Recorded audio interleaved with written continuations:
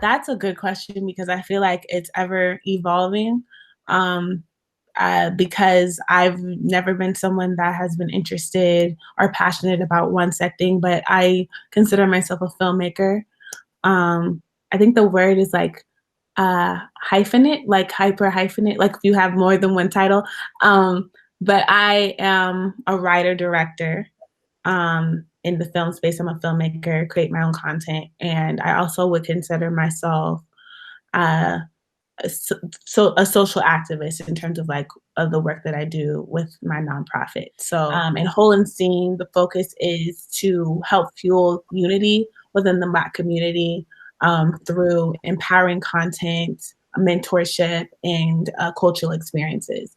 And LA Homecoming is an example of one of those cultural experiences. And it was kind of birthed from, I'm from Atlanta originally. That's actually where I am right now.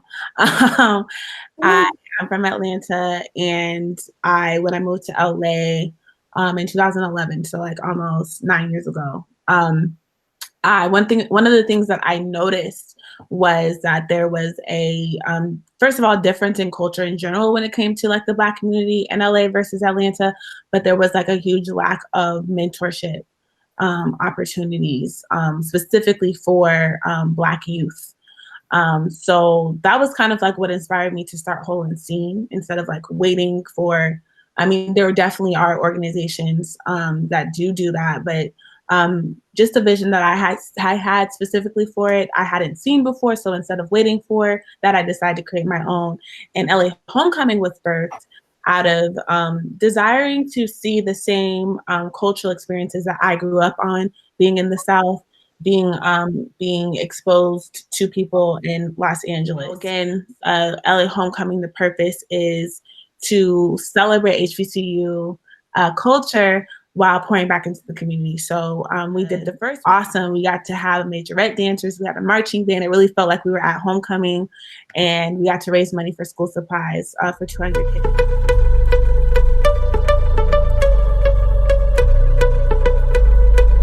Moving to Los Angeles was definitely a major milestone because prior to moving to LA, I always desired to be in the entertainment industry in some capacity, but I didn't think it was like a realistic job.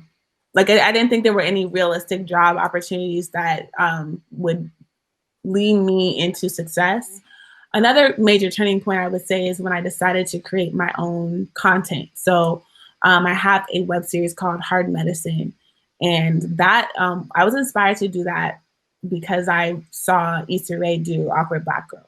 And in film school, I remember one of my teachers showing Awkward Black Girl, like one of the webisodes, a few of the webisodes. And I was just like, what? Like, I had no idea that it was possible to like create your own stuff and put yourself in it and just put it out on YouTube. Like, you don't have to wait for people. Like, so it just really like shifted my mindset. And that's kind of what inspired me to create my own web series and just create my own content. And I think doing that, not only did it open a lot of doors for me, but it definitely expanded my confidence in myself. That just even doing that has, it's benefited me in so many different areas of my life, even when it came to starting my own nonprofit and the stuff I did with like Homecoming, just kind of like taking a bet on yourself and like following, you know, your gut.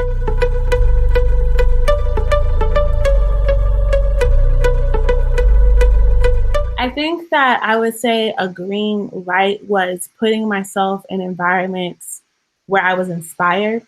So I would say like something that really inspired me or charged me up. I got an opportunity. So I graduated in 2014, and then I got an opportunity to go to do the Toronto Film Festival, which is obviously a very major film festival. And I remember being at a Q&A with a director, and someone asked him, what did you do to get to this space as a filmmaker? And he just said, you just have to do it. Like, you just literally just have to do it. You can't like wait for anyone. Like, you only learn by doing it. And I was just really inspired by him. And then I remember being at like a networking event in that same time period, or at the film festival, and someone asked me like, "Oh, what do you do?"